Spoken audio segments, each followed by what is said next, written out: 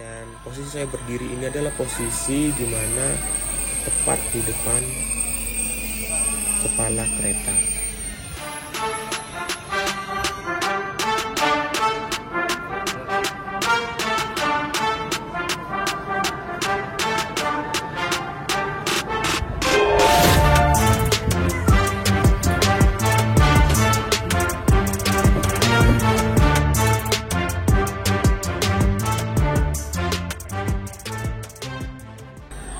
Dan posisi saya berdiri ini adalah posisi di mana tepat di depan kepala kereta. Dan di sini langsung diserbu oleh banyak penumpang untuk mengambil foto,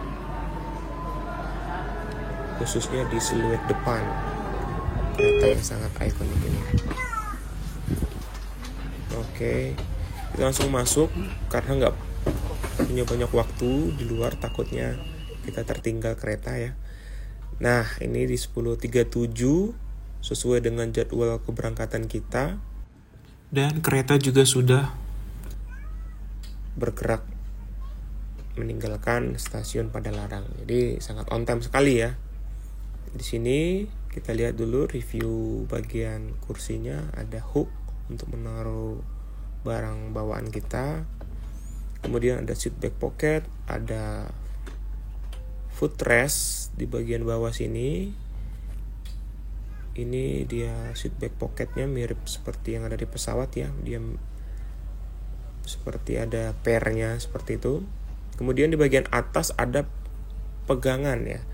Pegangan bagi penumpang yang akan berjalan.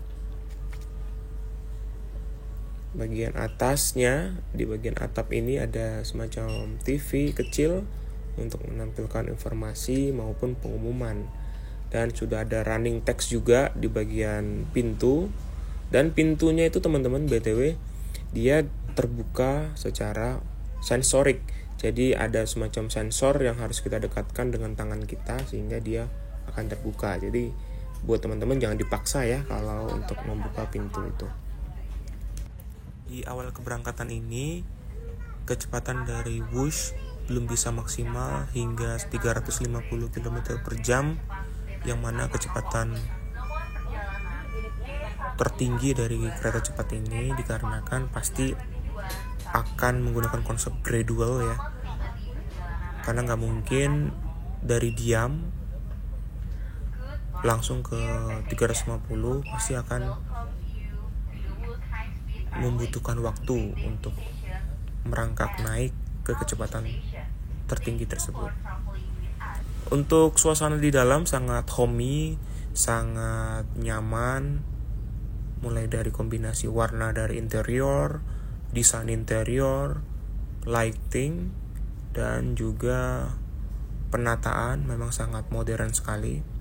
Nah, ini di tanda panah kanan kiri itu adalah sensor dari pintu tersebut untuk terbuka. Dan selama perjalanan kita akan melewati beberapa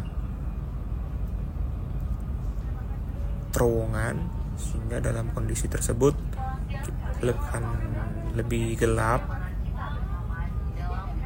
Namun untuk masalah suara, peredaman dari gerbong kereta cepat ini sangat baik, sehingga bisa meminimalisir suara-suara dari luar, suara angin maupun suara dari gesekan relnya. Jadi overall cukup nyaman. Saya cukup amazed dengan fit and finish dari kereta cepat buatan China ini.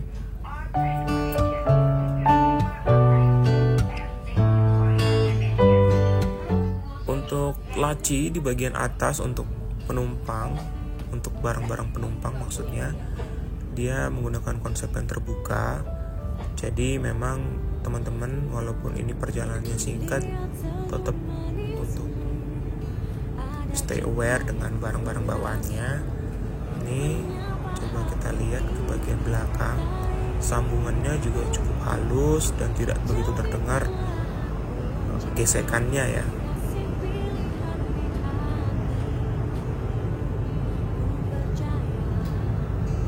Interior beberapa dilapisi dengan wood panel, dan kita lihat sedikit di bagian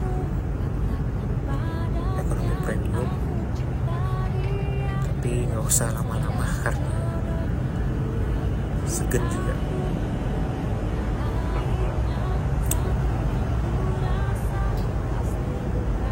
Oke, kita balik lagi ke kursi kita.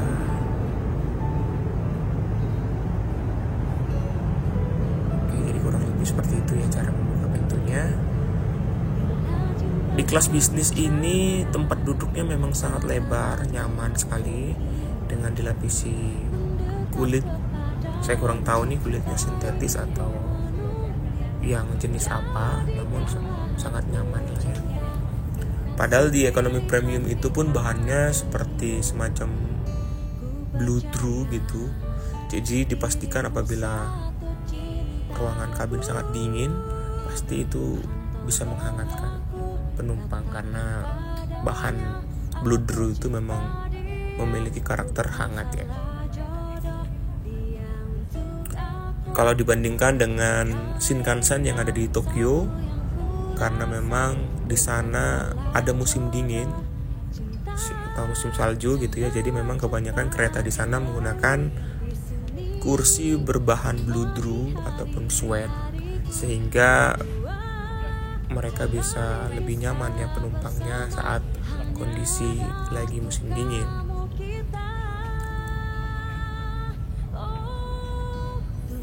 Dan unik di sini sepertinya ini ada kesalahan, saya kurang tahu ya, mungkin kesalahan sistem di tiketing sehingga ada penumpang yang mungkin tidak mendapatkan tempat duduk atau tempat duduknya sudah diisi oleh orang lain sehingga dibawa ke kelas bisnis. Namun nanti mungkin masalah-masalah seperti ini bisa diperbaiki ke depan. Di kursi ini juga ada meja lipatnya. Nah, ini ada dua piece meja yang dilipat, bisa kita lebarkan di sini, bisa digunakan untuk makan atau kerja sebagai tempat laptop, notebook dan lain sebagainya.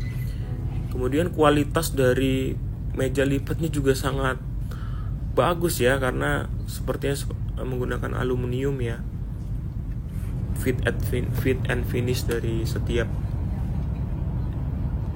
detail sangat diperhatikan di kereta cepat ini.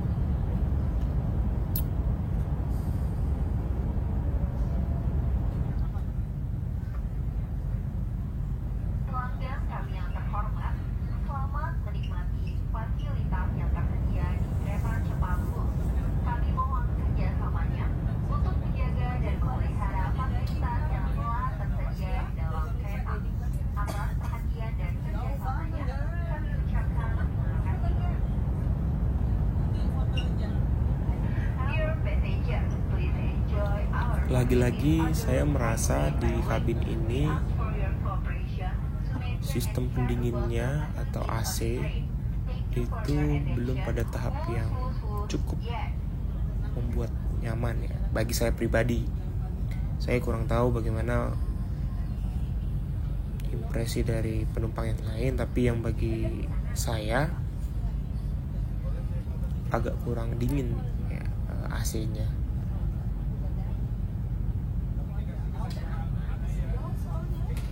Atau mungkin karena suhu di luar memang cukup panas ya. Nah, ini tadi yang saya bilang bahwa ada penumpang yang masih sepertinya kebingungan nih, walaupun sudah ditunjukkan oleh petugas, namun sepertinya saya kurang tahu, mungkin ada miss di sistem tiketingnya. Ya bisa kita maklumi ya, karena operasional juga masih baru. Saya rasa 1 bulan pertama itu memang semacam trial dalam operasional kereta api cepat ini. Nextnya mungkin bisa lebih dioptimalkan lagi. Nih kita review sedikit kursinya. Jadi ada semacam headrestnya dan ada kuping di bagian kanan kiri, sehingga kalau kita tidur tuh kita ngerasa aman, tidak akan mengganggu penumpang lain gitu. untuk motif batik-batik seperti ini masih ada sampai kelas bisnis. Apa ya nama motif batiknya tuh? Megamendung ya kalau nggak salah. Nanti kalau yang lebih tahu bisa dikoreksi di kolom komentar. Sampai perjalanan ini saya masih bingung sebenarnya dengan selisih harga ya. Kalau normalnya itu kan ekonomi itu di 300.000, sedangkan kelas bisnis itu 450. Apalagi kalau ini dia masih ada diskon ya, bulan November itu 50%, jadi ekonomi itu 150.000. Terdapat selisih 300.000 nih kalau dalam kondisi harga diskon ya, dibandingkan dengan harga kelas bisnis. Apa sih perbedaannya selain kursinya yang lebih mewah dan jumlahnya lebih sedikit? Apakah ada snack? Apakah ada privilege lain? Nanti kita coba buktikan ya. Oke, nah itu ada penumpang yang menaruh barangnya di hook kursinya, jadi cukup fleksibel ya penggunaan dari hook tersebut. Ini saya lagi iseng coba apakah benar goncangannya smooth itu menggunakan koin, dan memang harus diakui ya cukup smooth pergerakan dari kereta api cepat ini. Dan ternyata penasaran saya terjawab, perbedaannya selain kursinya yang lebih luas dan lebih mewah, ternyata untuk kelas bisnis mungkin juga yang first class mendapatkan snack seperti ini. Ada kotaknya, isinya Holland Bakery, roti, dan buah vita rasa jeruk, beserta dengan air mineral yang ukuran kecil ya. Jadi perbedaannya itu ya teman-teman, dengan selisih harga sekitar 300.000 kalau dalam kondisi harga ekonominya yang diskon, kita mendapatkan snack berupa roti dan juga jus kemasan seperti itu, jus kotak gitu, dan air mineral 330 ml yang ukuran kecil seperti itu.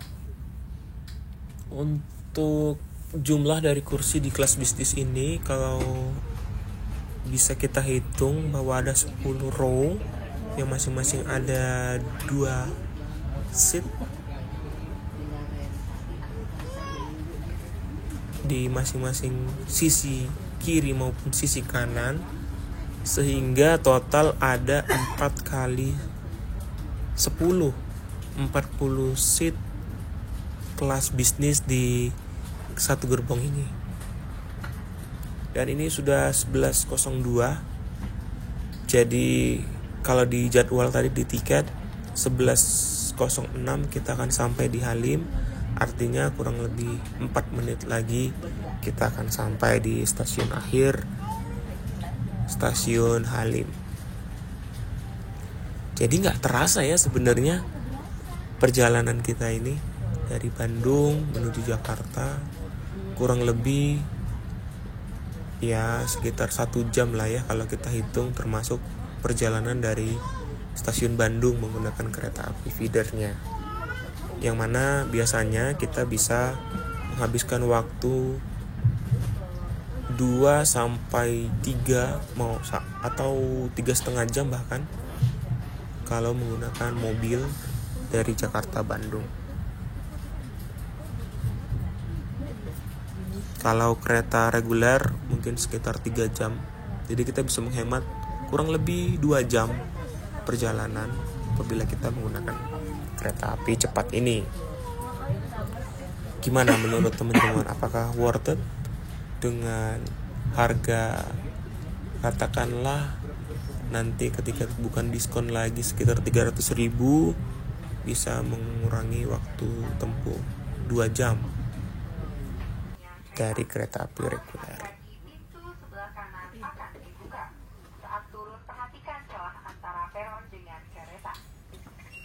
Nah, ternyata di waktu 11.05 kita sudah mulai berhenti. Jadi memang sangat tepat waktu ya. Dan di kursi ini juga ada colokannya, ada USB slot. Jadi untuk menggunakan ataupun meng-charge handphone maupun gadget kita sangat-sangat memadai ya. Jadi ini penampakan dari luar kereta apinya,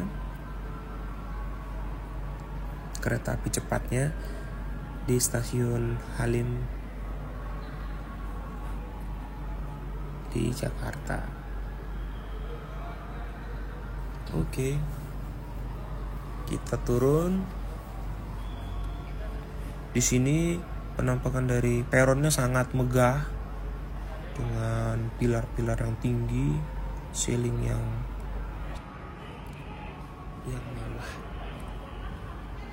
Oke, kita lanjut turun.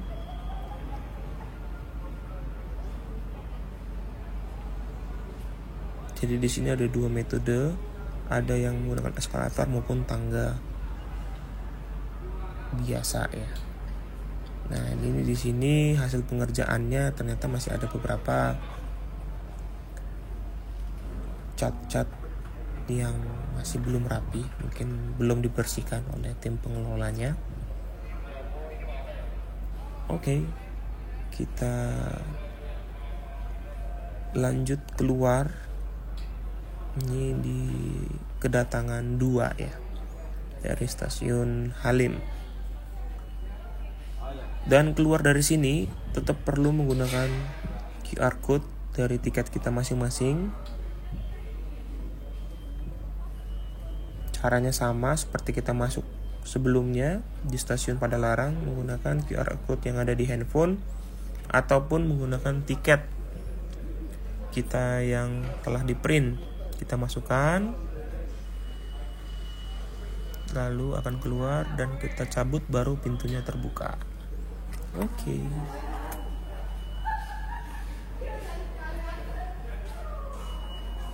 Nah, ini petunjuknya sangat jelas di sini. Kita mau menggunakan LRT ataupun taksi, kita harus ke arah mana. Jadi untuk transportasi ini sudah bisa dibilang cukup terintegrasi, bisa terkoneksi dengan banyak jenis transportasi lain.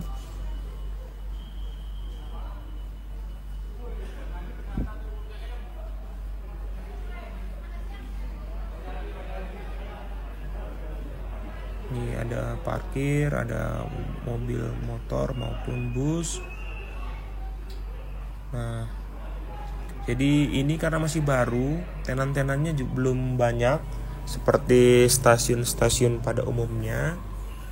Jadi nantinya ke depan pasti akan banyak sekali nih makanan maupun tenan-tenan yang lain, hiburan dan lain sebagainya. Mengingat potensi dari kereta cepat ini mungkin ke depan akan lebih banyak lagi digunakan oleh masyarakat. Namun di sini masih ada juga tenan-tenan makanan yang kecil untuk penumpang mengisi perut sebelum maupun ketika sampai di stasiun Halim ini. Kita bisa lihat di sana bahwa ada roti O sebentar lagi akan opening di sekitar stasiun Halim ini. Dan di stasiun Halim ini untuk ticketing machine-nya ini jumlahnya lebih banyak dibandingkan dengan yang ada di stasiun Padalarang. Mungkin karena stasiun ini merupakan stasiun utama, stasiun ujung lah ya, baik awal maupun akhir, sehingga memang di sini mesinnya berjumlah lebih banyak dibandingkan dengan stasiun yang lainnya. Mungkin untuk stasiun Tegaluar akan sama karena dia di ujung juga dari perlintasan kereta api cepat ini.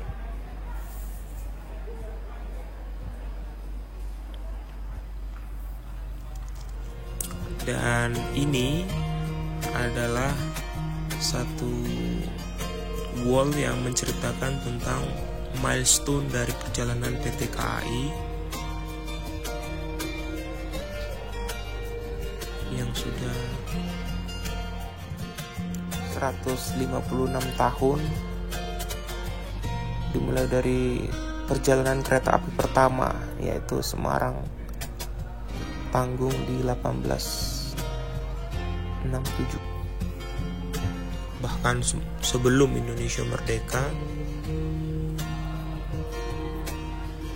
hingga sampai sekarang 2023, yang mana sudah melahirkan banyak sekali layanan, seperti salah satunya ya kereta api cepat ini, kemudian ada juga kereta panoramik, lalu ada kereta yang lebih luxury lagi, yang lainnya yang yang ada satu cabin sendiri, itu saya lupa nama keretanya, tapi itulah perjalanan kereta api Indonesia dalam memenuhi layanan transportasi darat, khususnya di bidang perkereta-apian bagi masyarakat di seluruh Indonesia.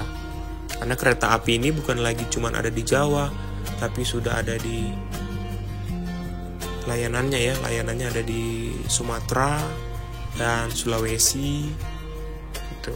Jadi mungkin tidak menutup kemungkinan akan berkembang lagi operasional dari kereta api, dan juga ada untuk LRT